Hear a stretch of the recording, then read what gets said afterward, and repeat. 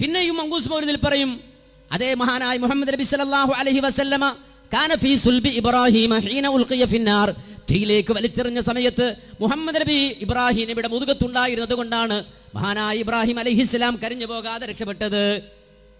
അപ്പൊ നമ്മൾ ഖുർആനിൽ ആയത്ത് ഓതിക്കൊടുക്കും. അല്ലാഹു സുബ്ഹാനഹു വ തആല പറഞ്ഞു യാ നാറു കൂനി ബറദൻ വസലാമൻ അലാ ഇബ്രാഹിം എന്ന് പറഞ്ഞ ആയത്ത് ഓതിക്കൊടുക്കും. ഇങ്ങനെ ആയത്ത് കമ്പയർ ചെയ്ത് പഠിപ്പിച്ചു കൊടുക്കൂലേ?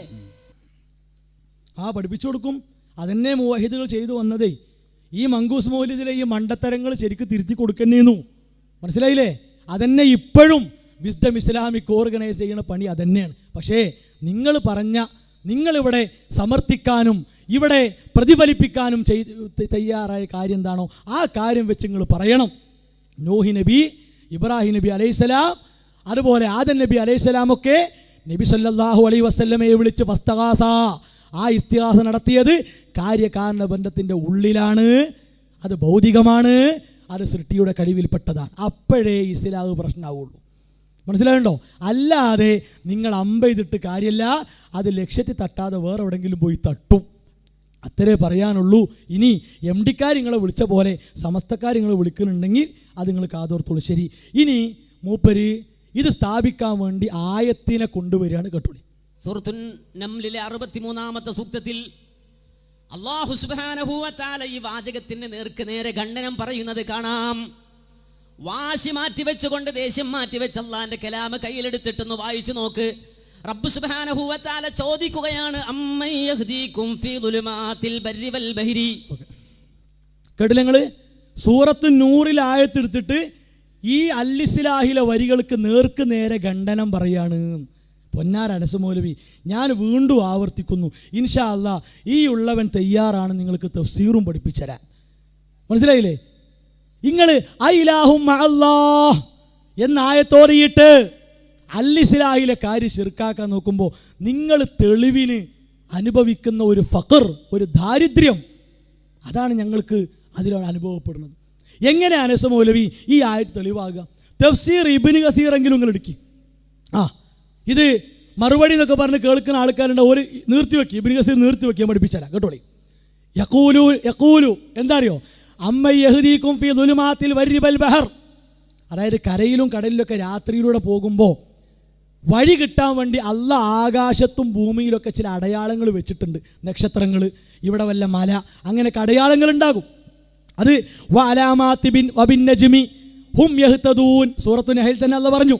വഖാല തആല വഹുവല്ലദീ ജഅല ലക്കുമുൻ നുജൂമ ലിതഹ്തദൂ ബിഹാ ഫീ ദുലുമാതിൽ ബർരി വൽ ബഹർ, സൂറത്ത് അൻആമിൽ. ഇതാണ് ആയത്ത് കൊണ്ട് തഫ്സീർ ചെയ്യുക, ആയത്ത് കൊണ്ട് വിശദീകരിക്കുക. അപ്പം എന്താണ്? ഇങ്ങനെ നിങ്ങൾക്ക് ആകാശത്തും ഭൂമിയിലുമൊക്കെ ഈ അടയാളങ്ങളെ സൃഷ്ടിച്ച അല്ലാഹ്, അതുപോലെ നിങ്ങൾക്ക് വല്ലതും ആ സൃഷ്ടിച്ച അല്ലാഹനെ നിങ്ങൾക്കറിയാം. ഇതൊക്കെ റബ്ബ് തന്നതാണെന്നറിയാം. അങ്ങനെയുള്ള റബ്ബിൽ നിങ്ങൾ എന്ത് ചെയ്യുന്നു? മറ്റുള്ള ശക്തികളെ പങ്കു ചേർക്കുന്നു. ആ റബ്ബിൻ്റെ ഉലൂഹിയത്ത് നിങ്ങൾക്ക് അംഗീകരിക്കാൻ വയ്യ. മഴ കിട്ടാതാകുമ്പോൾ ഇങ്ങനെയൊക്കെയുള്ള വിഷയമാണ്. അല്ലാതെ കാര്യകാരണ ബന്ധങ്ങൾക്കിപ്പുറം ഭൗതിക മാർഗേണ, സാധാരണ മാർഗേണ സൃഷ്ടികളെ കഴിവിൽപ്പെട്ടത് അതല്ല ചർച്ച അനസ് മൗലവി ഈ ആയത്തിൽ.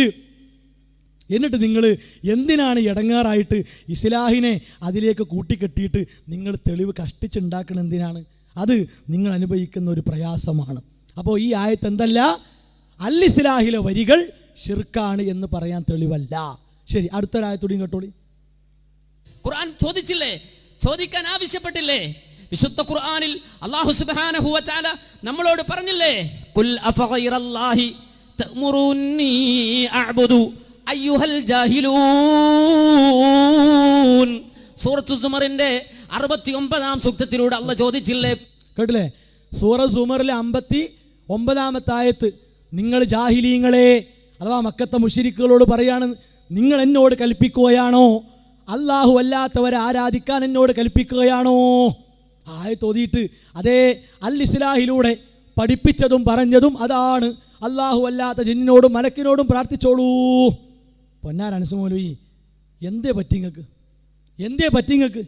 ഈ 3 കാര്യങ്ങൾ വെച്ച് നിങ്ങൾ പറയണം ഈ ആയത്തിൻ്റെ ഉള്ളിലേക്ക് എങ്ങനെയാണ് അൽ-ഇസ്ലാഹിലെ വരികൾ വരിക. അപ്പോഴാണ് അങ്ങോട്ടൊരു ചോദ്യം. ആ ചോദ്യം എന്താ അറിയോ? ഇയ്യാക നഅ്ബുദു വ ഇയ്യാക നസ്തഈൻ എന്ന ആയത്തിൽ നിന്ന്, ആ ഇസ്തിആനത്തിൽ നിന്ന് മനുഷ്യനെ നിങ്ങൾ പുറത്താക്കിയില്ലേ? ആ മനുഷ്യനെ പുറത്താക്കിയതിൻ്റെ ഗൗരവം എന്താണെന്നറിയോ? അത് ഖുർആൻ പഠിപ്പിച്ചിട്ടുണ്ട്. നോക്കൂ നിങ്ങൾ, അല്ലാഹു സുബ്ഹാനഹു വ തആല പറയുന്നു, കുൽ പ്രവാചകരെ ചോദിക്കണം. ആരോട് ചോദിക്കണം? മക്കത്തെ മുശ്രിക്കിനോട് ചോദിക്കണം. അഗൈറല്ലാഹി അബ്ഗി റബ്ബാ, അല്ലാഹു അല്ലാത്തവരെ റബ്ബായി ഞാൻ സ്വീകരിക്കണമെന്നാണോ നിങ്ങൾ പറയുന്നത്? അങ്ങനെ ഒരു ചോദ്യം ഖുർആനിലുണ്ട്.